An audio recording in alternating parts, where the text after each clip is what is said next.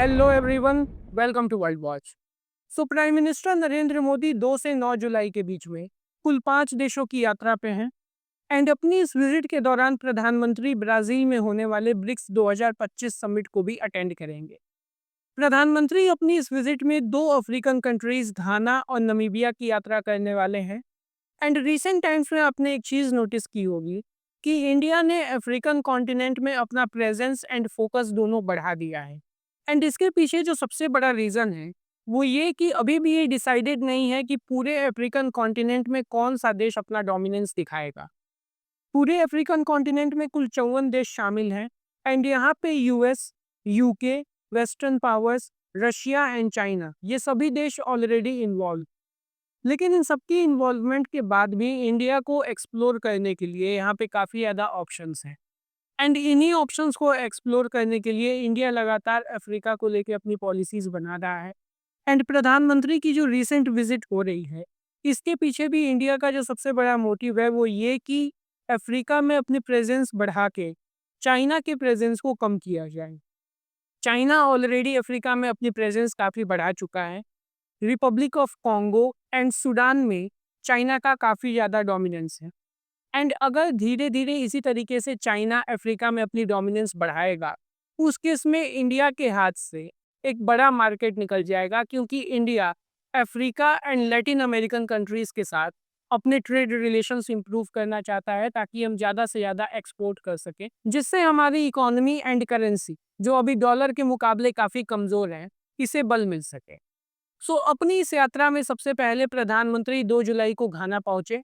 And यहाँ airport पे घाना के प्रेसिडेंट जॉन महामा ने प्रधानमंत्री का भव्य स्वागत किया। घाना में हरे रामा हरे कृष्णा मूवमेंट ये काफ़ी फेमस है। एंड इस मूवमेंट से जुड़े लोग भी प्रधानमंत्री से मुलाकात करने के लिए आए थे। प्राइम मिनिस्टर ने यहाँ इनसे मुलाकात की एंड एक छोटा सा कार्यक्रम इन लोगों ने प्रधानमंत्री के सामने प्रस्तुत किया। इसके बाद प्राइम मिनिस्टर घाना के पार्लियामेंट पहुंचे, जहां इन्हें स्पेशल एड्रेस देना था। एंड यहाँ से जो तस्वीरें निकल के सामने आई ये काफ़ी इंटरेस्टिंग थी। घाना के 2 पार्लियामेंट्रियंस भारतीय वेशभूषा पहन के आए थे। एंड बाद में प्राइम मिनिस्टर ने इन दोनों लोगों से मुलाकात भी की। इसके अलावा घाना के प्रेसिडेंट ने घाना के हाईएस्ट सिविलियन अवार्ड से प्रधानमंत्री को सम्मानित किया। एंड इससे रिलेटेड एक पोस्ट भी प्राइम मिनिस्टर ने अपने ऑफिशियल एक्स अकाउंट पे किया था। प्रधानमंत्री के इस विजिट के दौरान इंडिया एंड घाना के बीच 4 मेमोरेंडम ऑफ अंडरस्टैंडिंग साइन किए गए हैं।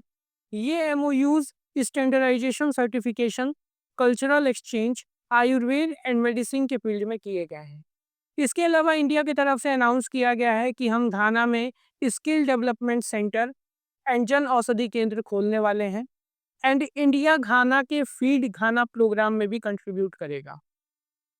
घाना के स्टूडेंट्स के लिए इंडिया जो आईटीईसी एंड आईसीसीआर स्कॉलरशिप्स प्रोवाइड करता है, आने वाले दिनों में इंडिया इसको डबल करने वाला है, जिससे ज़्यादा से ज़्यादा घाना के स्टूडेंट्स को यहाँ लाभ होगा एंड ये इंडिया में आके पढ़ाई कर पाएंगे। एंड इससे फर्दर इंडिया एंड घाना के रिलेशंस काफ़ी ज़्यादा इम्प्रूव हो। घाना से निकलने के बाद 3 जुलाई को प्रधानमंत्री Caribbean island country Trinidad and Tobago पहुंचे। एंड यहाँ प्रधानमंत्री कमला प्रसाद बिसेसर ने प्राइम मिनिस्टर नरेंद्र मोदी को एयरपोर्ट पे वेलकम किया। हिस्टोरिकली अगर देखें तो Trinidad and Tobago and India का एक बड़ा स्पेशल रिलेशन है। इंडिया में जो भोजपुरी स्पीकिंग ग्रुप है, ये लंबे समय से ट्रिनिदाद एंड टोबैगो माइग्रेट करता रहा है। इवेंचुअली इस कंट्री को बनाने में इनका बड़ा अहम योगदान था। एंड करंट प्राइम मिनिस्टर कमला प्रसाद बिसेसर भी इसी ग्रुप को बिलोंग करती है। यहाँ पे भी प्राइम मिनिस्टर नरेंद्र मोदी को ट्रिनिदाद एंड टोबैगो के highest civilian award the order of the Republic of Trinidad and Tobago से सम्मानित किया गया। एंड प्रधानमंत्री नरेंद्र मोदी ने कमला प्रसाद बिसेसर को अयोध्या के राम मंदिर एंड प्रयागराज में हुए महाकुंभ के पवित्र जल को भेंट किया। इससे रिलेटेड एक पोस्ट भी इन्होंने अपने ऑफिशियल एक्स अकाउंट पे किया था। एंड दोनों लीडर्स ने यहाँ पे म्यूचुअल कोऑपरेशन बढ़ाने की बात कही है। इसके बाद प्रधानमंत्री साउथ अमेरिकन कंट्री अर्जेंटीना पहुंचे। एंड यहाँ पे एक बड़ी इंटरेस्टिंग चीज़ हुई। जैसे ही प्राइम मिनिस्टर अर्जेंटीना की कैपिटल ब्यूनस एयर्स पहुंचे, ब्यूनस एयर्स के सिटी चीफ जॉर्ज मकारी ने as a mark of respect Buenos Aires की चाबी प्रधानमंत्री को गिफ्ट कर दी। एंड इसको लेके प्राइम मिनिस्टर ने अपने ऑफिशियल एक्स अकाउंट पे एक पोस्ट भी किया था। अर्जेंटीना में दोनों लीडर्स के बीच में जो बायलैटरल डिस्कशंस हुए हैं, इसमें इंडिया एंड अर्जेंटीना ने अग्री किया है म्यूचुअल कोऑपरेशन बढ़ाने के लिए in the field of defence, agriculture, oil, natural gas, renewable energy and investment.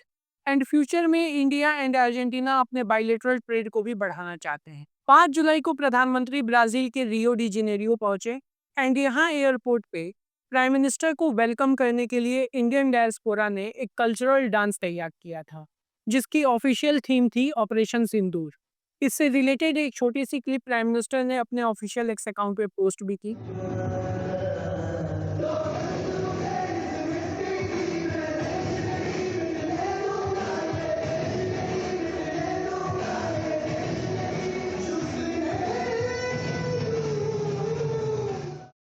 प्रधानमंत्री रियो डी जेनेरियो में 5 से 8 जुलाई तक रहेंगे एंड यहाँ होने वाले 17th ब्रिक्स सम्मेलन में भाग लेंगे।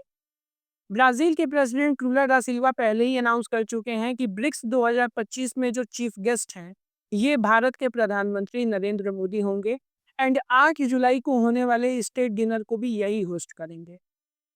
अभी तक ऐसा लग रहा था कि इस बार ब्रिक्स में काफ़ी इंपॉर्टेंट चीज़ें हो सकती हैं। रशिया यहाँ पे आरआईसी त्राइयोका को पुश करने की कोशिश कर रहा था। ब्रिक्स करेंसी को भी लेके यहाँ पे कुछ बात हो सकती थी एंड इंडिया भी यहाँ पे चाइना को घेर सकता था, जिस तरीके से चाइना पाकिस्तान को सपोर्ट करके पूरे रीजन में टेररिज्म को प्रमोट करने की कोशिश कर रहा है। बट अब ऐसा लगता है कि इस बार के ब्रिक्स में ज़्यादा कुछ इंपॉर्टेंट चीज़ें होंगी नहीं, क्योंकि ना तो Vladimir Putin and Xi Jinping इस मीटिंग को अटेंड करने वाले हैं for some odd reasons. Most probably यहाँ पे चाइना के विदेश मंत्री वैंग यी एंड रशिया के विदेश मंत्री सर्गेई लेवरोव भी इस मीटिंग को अटेंड करेंगे। सो यहाँ पे ज़्यादा कुछ होगा नहीं, बहुत आसानी से एक जॉइंट स्टेटमेंट यहाँ पे तैयार हो जाएगा एंड सभी देश यहाँ पे साइन भी कर देंगे। एससीओ के जैसे यहाँ पे नहीं लगता कुछ होगा, जहाँ पे इंडिया ने जॉइंट स्टेटमेंट को साइन करने से मना कर दिया था। बट ये देखना होगा कि ब्रिक्स में जो जॉइंट स्टेटमेंट निकलता है, क्या वहाँ पे पहलगाम टेरर अटैक को इंक्लूड किया जाता है, या फिर जिस तरीके से एससीओ में चाइना ने पहलगाम टेरर अटैक को जॉइंट स्टेटमेंट से बाहर कर दिया था एंड इंडिया ने वहाँ पे साइन करने से रिफ्यूज़ कर दिया था, क्या वैसे ही दृश्य हमें यहाँ पे ब्राज़ील में भी देखने को मिलेंगे।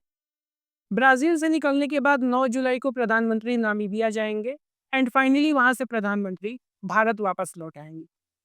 सो अभी ब्रिक्स 2025 का जो पूरा सम्मेलन है ये शुरू हुआ है। डेफिनेटली यहाँ पे कुछ चीज़ें होंगी। जैसे ही कोई फर्दर अपडेट आएगी, I will make a detailed video on it. तब तक के लिए do like, share and subscribe to World watch.